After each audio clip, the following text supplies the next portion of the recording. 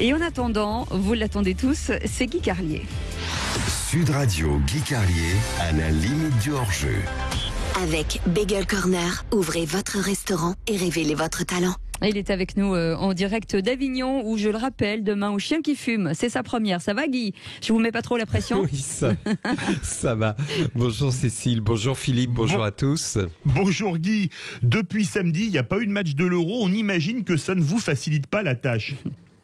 Oui, si j'étais un chroniqueur bas de gamme, effectivement, cette absence de match depuis plusieurs jours pourrait me déstabiliser et j'essaierais grossièrement de m'en sortir avec des digressions sur la vie privée des personnalités de Sud Radio, plus particulièrement sur la passion exacerbée pour le naturisme de l'une d'entre elles. Mais ce n'est pas mon style et qu'on ne compte pas sur moi pour aller à la facilité, alors qu'hier, par exemple, l'absence de match m'a permis de faire une chronique remarquable sur l'empathie du public pour l'équipe du Danemark.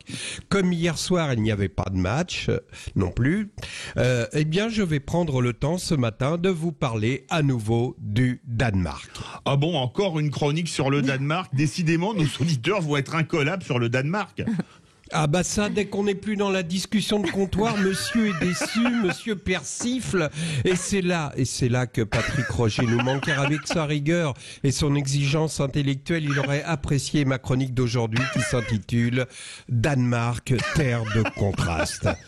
Car sérieusement, il existe un paradoxe danois. Vous avez remarqué qu'on retrouve dans les équipes nationales les stéréotypes qu'on associe aux nations. Par exemple, la rigueur allemande qu'on retrouve dans la Mannschaft ou bien la fierté ibérique de la Roja qui joue avec l'adversaire un peu comme avec un taureau, ou encore la Squadra Italia, mélange de classe florentine et de roublardise napolitaine, ou bien encore le courage de l'abnégation anglaise symbolisée par Harry Kane.